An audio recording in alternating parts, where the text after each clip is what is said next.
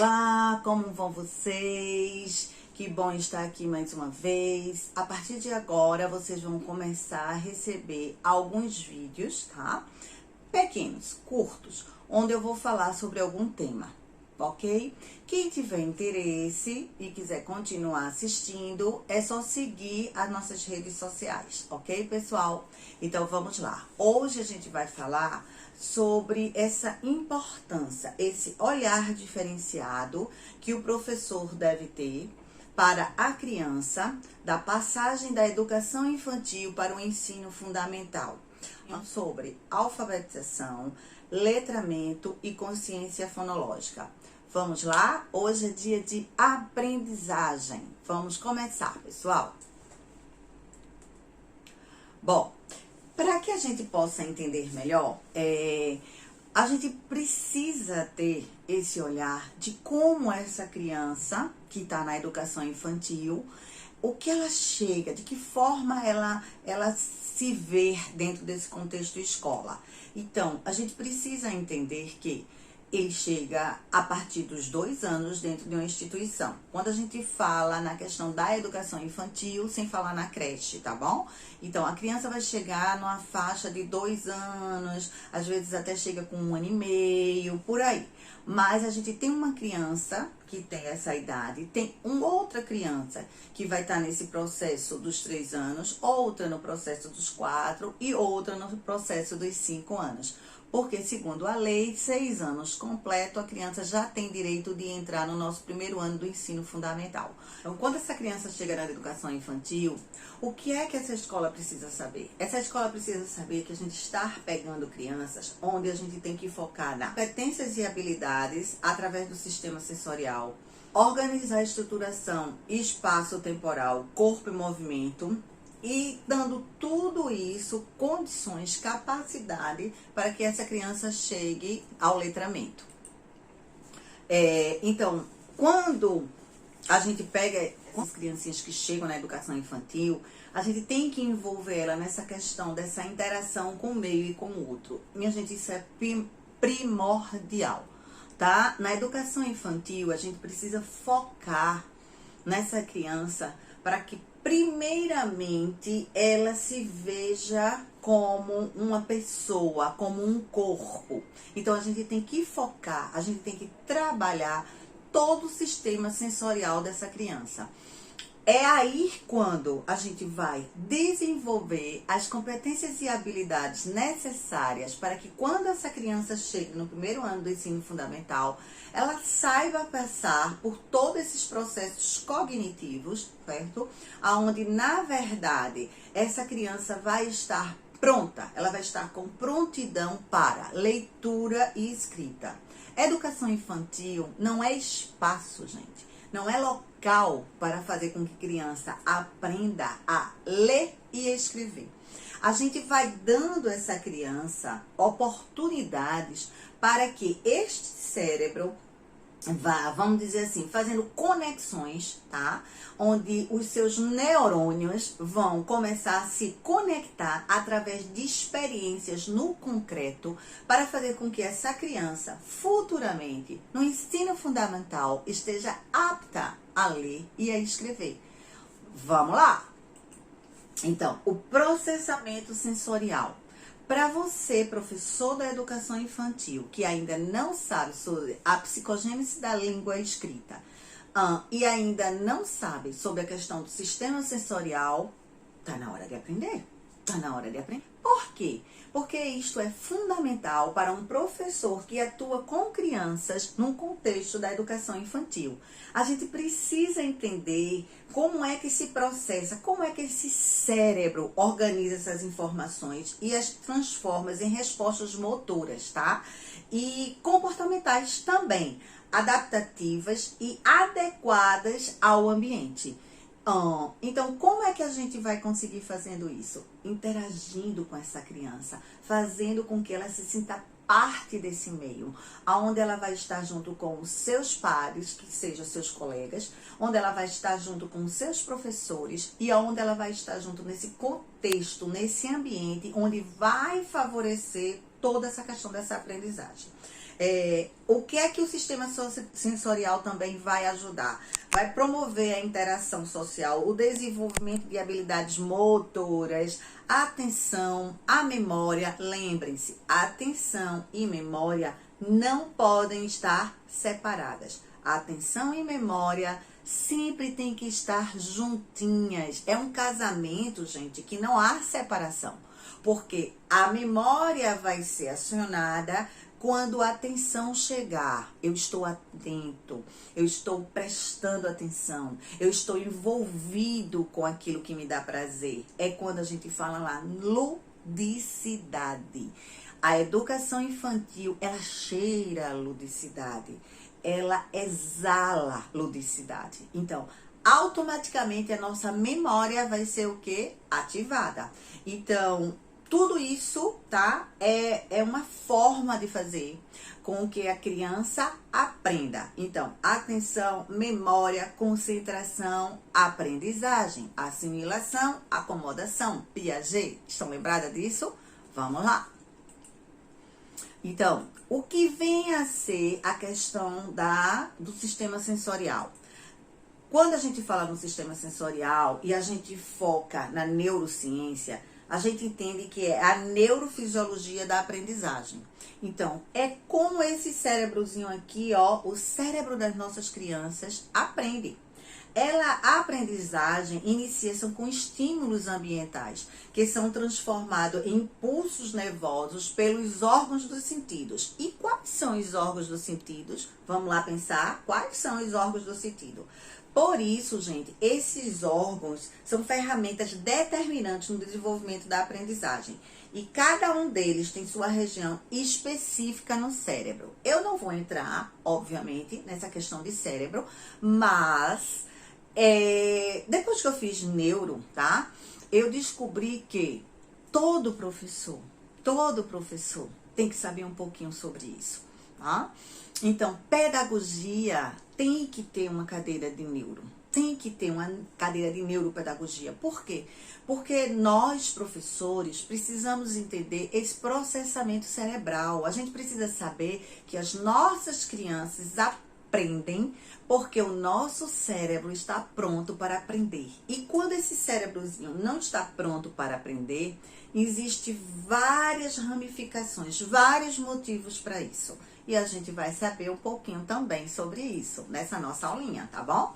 Então, quais são o sistema sensorial? Quem lembrou? Então, seria o quê? O olfato, a audição, a visão, o paladar e o tato, gente.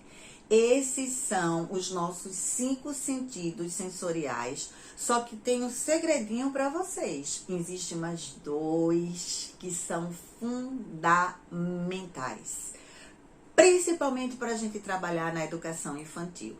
Eu não vou especificar para você quais são as áreas do cérebro que a gente vai encontrar, tá?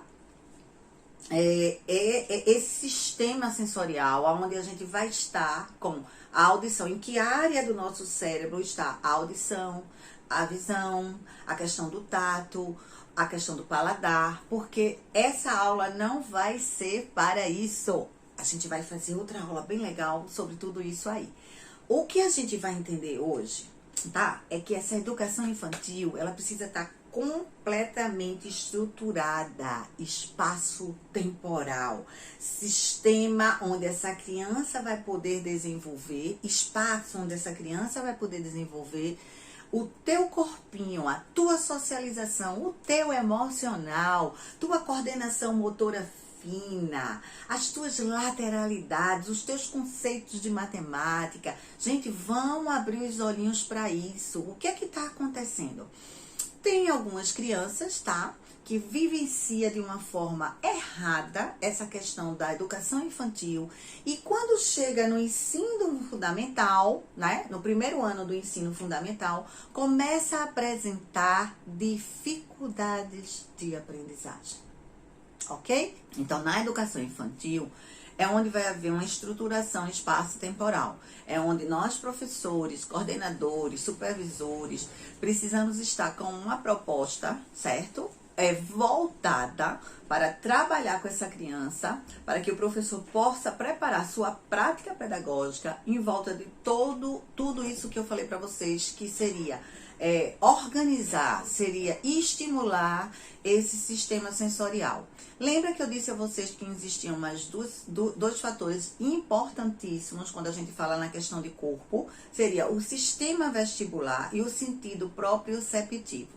O sistema vestibular, gente, é o encontro dessa criança com o seu próprio corpo em relação à questão desse tônus, cabeça, os olhos, a forma como eu vejo as coisas, a forma como eu interajo com as coisas, a questão de uma criança poder trabalhar dentro de um espaço onde tem vários brinquedos, onde tem vários objetos estimulativos e que essa criança se sinta bem fazendo tudo isso. E como é que isso vai acontecer? Ela vivenciando esse corpo através de muita sensibilidade na questão da psicomotricidade.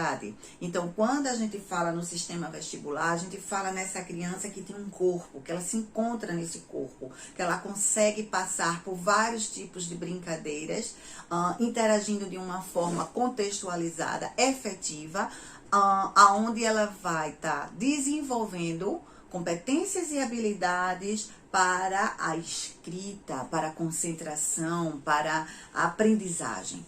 E quando a gente fala no sentido proprioceptivo, esse aí é incrivelmente maravilhoso. Se eu fosse parar para falar sobre esse sistema, a gente ia levar um dia conversando sobre ele. Inclusive, ele está muito linkado, ele é tudo, aliás, sobre o SDP, certo? Então, o que é que a gente precisa saber? É a síndrome da deficiência postural, tá? O SDP.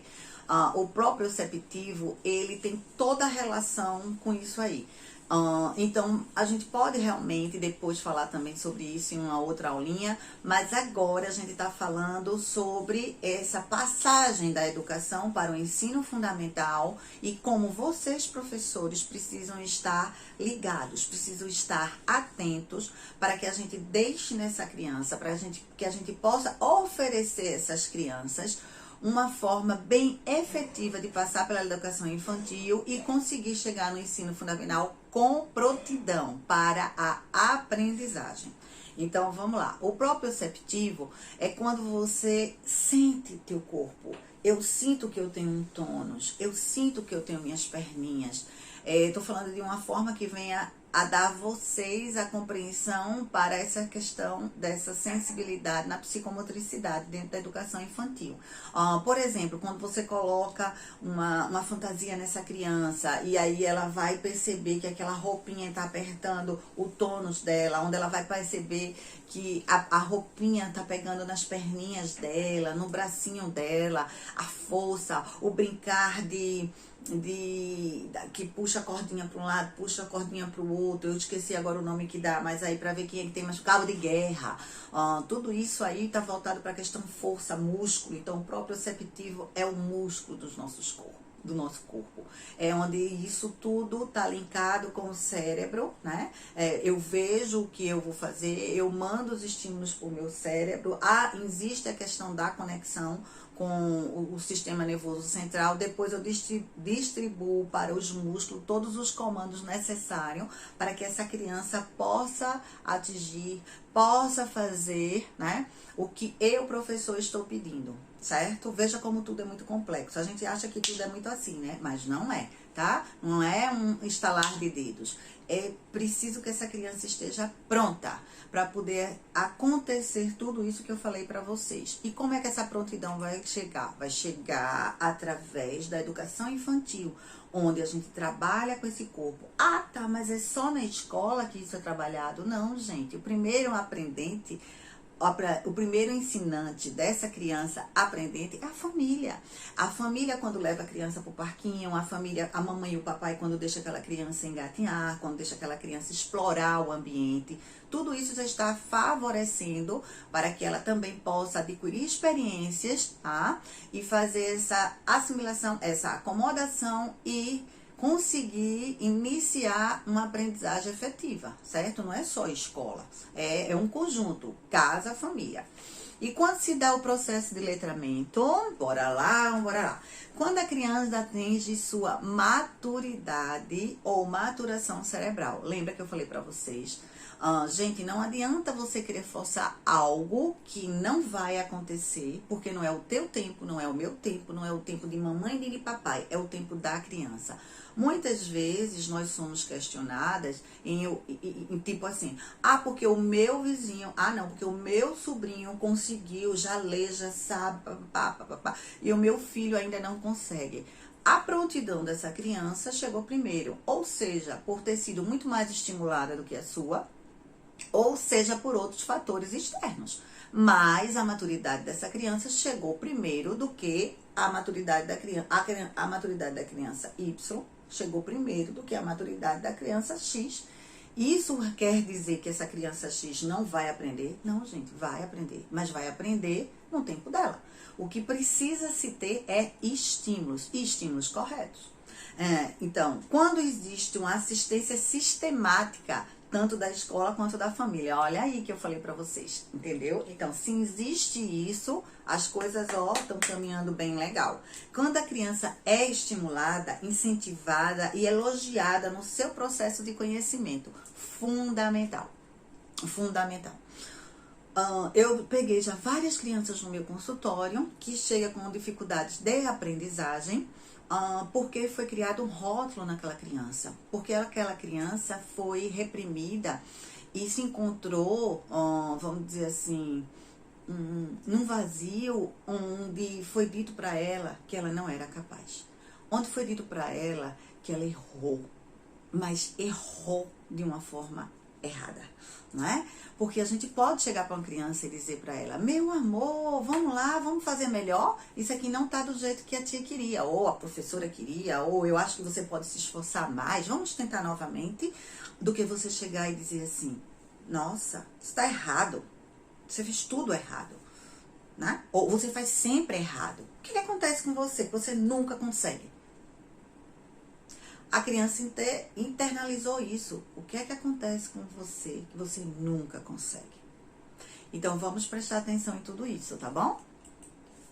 O processo do letramento acontecerá quando houver um equilíbrio entre a acomodação, a assimilação dos conteúdos, gente, favorecendo o início da aprendizagem significativa. Quem ainda não conhece a acomodação e a assimilação precisa ler sobre o Piaget, tá bom? Então, para que essa criança possa ser letrada, ela vai ter que ter o quê, gente? Conhecimento de mundo, tá? Então, como podemos favorecer esse conhecimento de mundo? Entendendo primeiramente, entendendo que todos podem aprender dos típicos aos atípicos.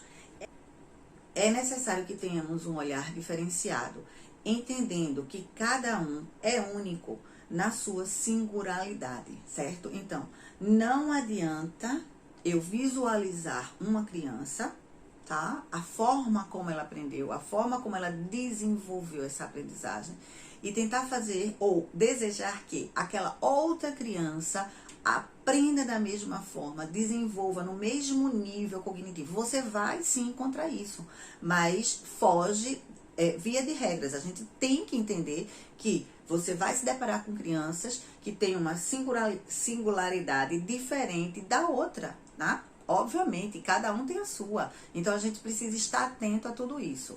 Compreendendo que sua forma de aprender pode não ser igual à minha. Lembra que eu falei? Cada um tem seu tempo, cada um tem seu estágio de compreensão e de entendimento. E quando a leitura e a escrita não acontece? Por que será que a leitura e a escrita não acontece? Por vários fatores. Vou dizer alguns para vocês, tá? Um deles é o desenvolvimento intrauterino, ok? A partir daí, mamãe, barriga, bebê. Essa criança precisa ser desejada. Quando essa criança não é desejada, a gente já pode ter alguma dificuldade de aprendizagem por todo esse processo, essa vida intrauterina que essa criança teve, ok? A gente precisa saber da nutrição da mãe pós-vida, quando essa criança chega ao mundo, a nutrição dessa criança, a estruturação psíquica, que é o processo emocional, já da vidinha uterina, tá certo? A partir daí, o professor, práticas pedagógicas, isso também é fundamental para desenvolver nessa criança um processo de que eu não consigo aprender. Dinâmicas intraescolares também favorece, materiais pedagógicos também favorece, apoio familiar fundamental. Esses são alguns dos, tá? Processos que essa criança pode passar e acabar desenvolvendo uma dificuldade de aprendizagem, ok? Então, bora lá. Neurociência e leitura. Vamos lá? O que vem a ser isso? Precisa entender que o funcionamento desse cérebro, certo, em relação à linguagem escrita, ele revela vários aspectos importantes para o ensino da aprendizagem da leitura. Por isso que eu digo a vocês que é importante que a gente saiba um pouquinho sobre isso. São várias as partes do cérebro que precisam ser mobilizadas, que precisam ser ativadas, tá? Para que possa fazer com que essa criança leia. E nesse processo existe formações de redes neurais estáveis, né? Que pode e deve favorecer as memórias. Por isso que, lembrem-se, tudo, tá? Tem que estar linkado com a atenção e com a memória para que essa criança possa literalmente aprender. E como é que a gente vai fazer isso? Trazendo algo que a criança esteja não só de corpo presente, mas esteja participando. Você tem que ter uma prática pedagógica na educação infantil que faça com que essa criança se envolva, que faça com que essa criança ache tudo muito lúdico, tudo muito prazeroso. É dessa forma que vai acontecer, que a gente vai ativar as redes neurais e que vai fazer com que essa criança literalmente aprenda. Vamos lá? Pensar desse jeito.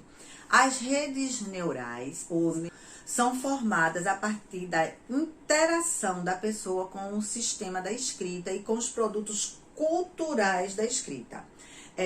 Vamos ver assim, dependendo do ensino, dos comportamentos de leitura, além da realização de atividades que desenvolvam no cérebro os processos necessários para a compreensão do significado.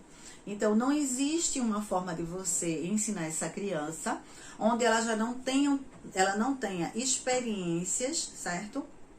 Já guardadas na memória, aonde ela vai fazer essa conexão com essas novas experiências, que a gente fala da assimilação e da acomodação de Piaget, para que ela possa ganhar, tá, condições de aprender o que está sendo proposto na atualidade, no momento.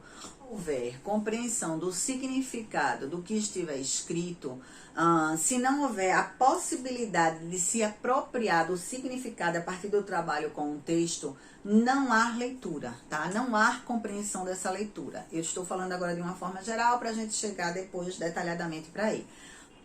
Por exemplo, o decodificar não é leitura, mas faz parte do processo de ler. Ser capaz de sonorizar os símbolos que compõem a escrita, ou seja, transformar em sons os símbolos, certo? Percebidos pela visão. Então, eu vejo os símbolos. E o que seriam os símbolos? O nosso alfabeto, a grafia das letras, certo? Então, esses símbolos, eles precisam ser linkados a um som, que esse som, junto com outros símbolos, vai formar o quê? As sílabas. Um exemplo que eu quero dizer para vocês. Então, veja como é complexo tudo isso. Então, eu preciso da minha visão, eu preciso da minha audição para poder entender esses símbolos e começar o processo da leitura e da escrita. Ok? E quando a gente fala na criança, quando faz tudo isso, que passa por esse processo, ela ainda não tem a aquisição e o poder de ler, mas faz parte do ato de ler, você entende? Então, por exemplo, quando a criança começa a fazer uma leitura, por exemplo, vai falar a palavra boneca, e algumas começam a soletrar B com O, bó, N com E, né, C com A, K. Aí depois, ó, boneca. Isso também não é leitura, mas faz parte do processo da leitura, certo? Então, errado, não. A criança talvez fique mais confortável em trabalhar dessa forma do que de outra. Quando você tenta de outra forma e a criança não chega no nível que você quer, então você vai tentando. Não é engessado, gente. A proposta do aprender e do ensinar não é engessado. Existem 1000 maneiras de aprender, então existem 1000 maneiras de ensinar. Consciência fonológica ou fonêmica é a habilidade que nós temos em manipular os sons das palavras. É a capacidade de percebermos que uma palavra pode começar ou terminar com o mesmo som. Por que isso? Porque quando a gente está passando para a criança o sistema alfabético, que a gente vai fazer as construções das palavras, quando a gente está nesse processo de consciência fonológica, quando a criança vê, por exemplo, a palavra caneca, tem o A, né, o C e o A, caneca no início da palavra e tem K no final da palavra. Quando a criança ainda está num nível que não é no silábico alfabético, ela vai ter uma certa dificuldade de entender que em uma única palavra pode existir 2 sons iguais, ou seja, 2 grafemas iguais, ok? Então, a criança tem uma certa resistência para isso. Isso se chama a preparação para a consciência fonológica ou fonêmica. Permitindo a aquisição da correspondência entre grafemas e fonemas de forma sistemática para ler novas palavras que podem ser segmentadas em sílabas, consoantes iniciais e fonemas. E isso faz parte da consciência fonológica. Quando a gente fala na área da fala, a gente fala de Wernicke e de Broca, tá? Que é as áreas que segmentam esse modelo, né, contendo as informações relevantes sobre cada palavra. Integra a ortografia, a pronúncia e o significado. Quais são elas? A área de Broca e a área de Wernicke, que fica aqui, ó, no cérebro da criança. Às vezes, quando a criança apresenta uma dificuldade, principalmente na fala, que a gente manda para uma fono, geralmente a dificuldade está associada justamente nessas 2 áreas, certo? Ou a de Broca ou a de Wernicke, ou às vezes nas 2. Psicogênese da língua escrita, Emília Ferreiro e Ana Teberoski. Vamos lá, 2 maravilhosas pesquisadoras, inteligentíssimas e que contribuiu bastante para que a gente possa se apoderar de todo esse conhecimento e fazer nossas crianças na educação infantil evoluir. O sistema alfabético, ele se constrói através de todas as pesquisas e conhecimentos da Emília Ferreira e Ana Teberoski. Ele se constrói em 3 níveis. Quais são eles? O pré-silábico, o nível silábico e o nível silábico alfabético. A gente precisa, nós professores, precisamos entender, nós professores precisamos saber sobre essas fases, sim, porque ela vai nos dar, tá? Pressupostos, ela vai facilitar a nossa vida na hora da gente entender o que é preciso fazer, porque aquela criança está com a idade e aptidão para estar no nível silábico e ainda se encontra no pré-silábico. Essa criança já era para estar no nível alfabético e ainda se encontra no pré-silábico, se encontra no nível silábico. O que é que está acontecendo? Então vamos lá, vamos aprender um pouquinho sobre isso. O nível pré-silábico, ele não estabelece relações entre a escrita e a pronúncia, tá, gente? Expressa a escrita por meio de desenhos, rabisco e letras aleatoriamente. Ele pode colocar várias letras, inclusive letras repetidas. Ele pode também colocar letras e números. Na verdade, é sem critério, né? Ele não tem muito critério para isso. E às vezes o critério que ele usa é que uma palavra tem que ter no mínimo 3 letras. E é a fase do realismo nominal, que a gente vai falar um pouquinho sobre isso também. Piaget, tá certo? Designa a impossibilidade de conceder a palavra ao objeto a que se refere com duas realidades distintas, ok? Então, vamos lá. Por exemplo, eu falo trem. Na cabeça dessa criança, ela acha que o trem é muito grande, né? Essa criança que já teve esse contato com esse trem, ele vai idealizar, ele vai entender na questão figurativa que o trem é um objeto muito grande, algo muito grande, né? Então, obviamente, a escrita dele tem que ser grande. Se ele é grande, a escrita dele tem que ser grande. É quando a gente fala do realismo nominal. Já, por exemplo, a formiga é tão picotutinha, então provavelmente a escrita dessa palavra deve ser muito pequena. Então, quando a criança ainda não absorveu essa questão desse realismo nominal, que seria na fase pré-silábico, ela vai achar que a escrita da palavra trem é muito grande. A escrita da palavra formiga é muito pequenininha, porque a formiga é pequena. Elefante tem que ser uma palavra muito grande. Vocês entendem o que eu estou dizendo? Então, isso é a fase do realismo nominal. No nível silábico, descobre a lógica da escrita, percebendo a correspondência entre a representação escrita das palavras e as propriedades sonoras das letras. Ou seja, ele vai compreender, ele já está entendendo que para cada símbolo, para cada escrita, tem um som. Pensa que cada letra representa uma sílaba oral, nível silábico. Descobre a lógica da escrita, percebendo a correspondência entre a representação escrita das palavras e as propriedades sonoras das letras. Mas pensa ainda que cada letra representa uma sílaba oral, usando ao escrever uma letra para cada emissão sonora. Quando a gente fala no nível alfabético, ele caracteriza-se pela correspondência entre fonemas e grafemas, onde existe a compreensão, a organização e funcionamento da escrita. Aí, ó, beleza, meu baby já tá quase pronto. Compreende que cada emissão sonora, ou seja, a sílaba, pode ser representada na escrita por uma ou mais letras. Ok, pessoal? Vamos lá. O que eu tô passando aqui pra vocês, obviamente que vocês podem fazer mais pesquisa, tá certo? A prontidão cerebral, gente, torna possível o desenvolvimento do raciocínio, fazendo a criança compreender todo o processo, concluindo a lógica do pensamento. Então, é preciso que estejamos atentos à prontidão cerebral, à prontidão cognitiva dessa criança. Bom, então era tudo isso que eu tinha que dizer para vocês. Eu deixo para vocês um grande abraço. E vamos aguardar o nosso próximo vídeo, que aí a gente vai falar de outro tema muito legal mesmo. Não vou dizer porque é surpresa. Um beijão e até a próxima.